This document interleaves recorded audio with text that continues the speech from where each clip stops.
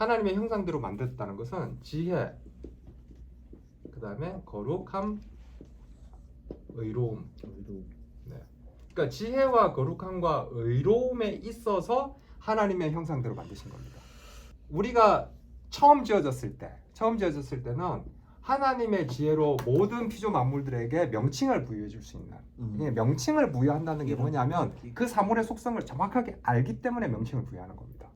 그러니까 모든 피조 만물을 봤을 때 그 사물의 속성들을 우리가 다 알 수 있을 만큼 지혜로웠다는 거죠. 네. 그 다음에 하나님과 관계를 맺기에 충분할 정도로 의로웠다는 겁니다. 그 다음에 우리는 하나님으로부터 거룩하게 구별되어 있는 존재로 지원받았다는 겁니다. 그런데 이게 타락을 함으로써 이 지혜와 거룩함과 의로움이 어떤 수준에서 이렇게 떨어진 겁니다. 타락이라는 표현은 떨어진 것이지 완전히 nothing으로 없어진 게 아닙니다. 완전히 소멸되거나 상실된 게 아닙니다. 그래서 우리가 이 지혜와 거룩함과 의로움의 흔적들이 남아 있습니다. 이게 이제 왜곡되어서 나타나가지고 이 지혜가 이제 우리의 어떤 그 지적인 어떤 기반들, 어떤 과학적인 성취 이런 것도 생각하시면 될 겁니다. 그러니까 신앙의 범주 바깥에 있는 사람들 중에서도 의로움을 추구하는 사람들이 있잖아요. 나라를 위해서 목숨을 바치신 분들도 계시고, 그러니까 자기가 생각하는 의로움을 추구하는 방향으로 가는 겁니다. 거룩도 마찬가지죠. 네.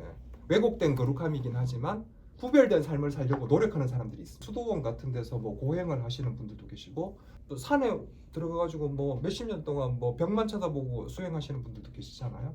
그러니까 그런 거룩함, 그러니까 구별됨을 추구하는 어떤 이런 속성들이 남아 있습니다. 이게 이제 왜곡되어서 하나님으로 이렇게 방향을 가지지 못하는 것이지 완전히 없어진 것은 아닙니다. 타락해서 왜곡되어서 이게 하나님의 영광을 위한 방향으로 이제 발휘가 되지 않는 겁니다. 이제 하나님의 형상을 회복한다는 말이 무슨 말이냐면 요거를 갖다가 다시 회복하는 겁니다.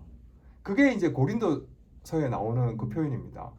너희는 하나님으로부터 나서 그리스도 예수 안에 있고 예수는 하나님으로부터 나와서 우리에게 지혜와 의로움과 거룩함과 구원함이 되셨으니, 그러니까 여기 구원함은 지혜와 의로움과 거룩함이 되셨기 때문에 우리가 구원을 받는 겁니다. 하나님의 형상으로 다시.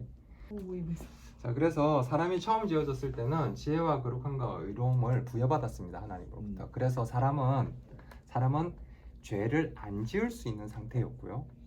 그 다음에 안 죽을 수 있는 상태였습니다. 이거는 어거스틴이 얘기한 표현이죠. 죄를 안 지을 수도 있었고 안 죽을 수도 있는 상태였습니다. 그런데 사람이 자기의 자유로운 의지로 죄를 범함으로써 죽은 상태가 된 거죠. 그리고 죄를 안 지을 수도 있는 상태에서 죄를 안 지을 수 없는 상태가 된 거죠.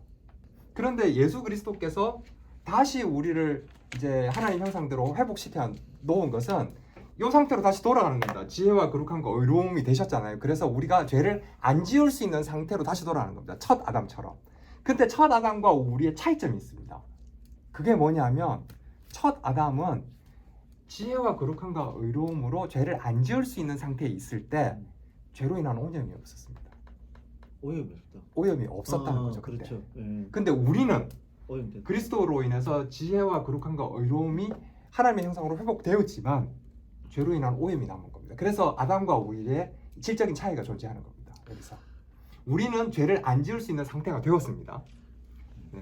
죄를 안 지을 수 있는 상태가 되었다는 측면에서는 첫사람 아담과 비슷한 상태가 되었는데, 아담과 우리의 가장 큰 차이점이 뭐냐면 아담은 그 당시에 죄성이 없었지만 우리는 죄성을 가지고 있다는 겁니다. 여전히. 예. 그래서 우리에게 성령이 필요한 겁니다.